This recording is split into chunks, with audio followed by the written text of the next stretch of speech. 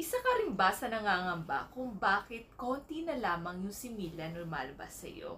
Ibig sabihin ba kapag konti lang ang similya, hindi na makakabuntis? So if you do like my content mga madam and sir, just don't forget to please click like, share, subscribe sa aking YouTube channel po, Facebook page, and TikTok. So maraming salamat po. God bless! Paano nga po ba malalaman kung sapat pa ang inyong similya para ikaw po ay makabuntis? Unang-una po sa lahat, kailangan nyo pong pumunta sa hospital para po mag-conduct na tinatawag na sperm analysis. Ito lamang po ang tanging paraan para malaman natin kung ang isang lalaki po ay makakabuntis pa. Normally po, ang isang lalaki na may normal sperm count ay inaabot po ng 200 millions of sperm. Samantalang po, yung mga kalalakihan na sinasabi nating infertile o baog o nahihirapan po ni silang makabuntis na isang babae ay inaabot lamang po ng less than 20 millions of sperm. But don't get me wrong mga madam and sir, hindi po ibig sabihin na less than 20 millions of sperm lang meron si sir at sinasabi silang infertile or baog ay hindi na po sila makakabuntis ng isang babae.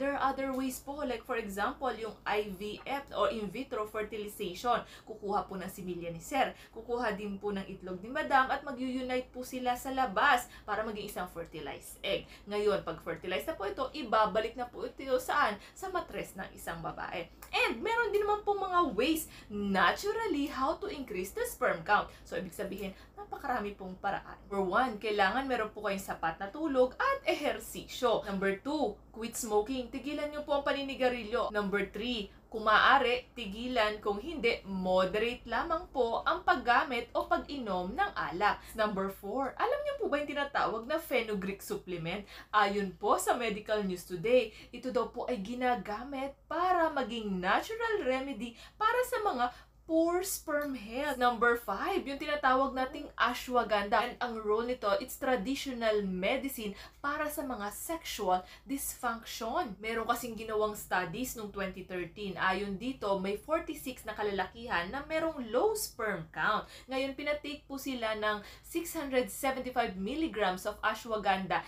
daily supplement for 90 days. At ayon sa resulta, meron po silang increase na 167%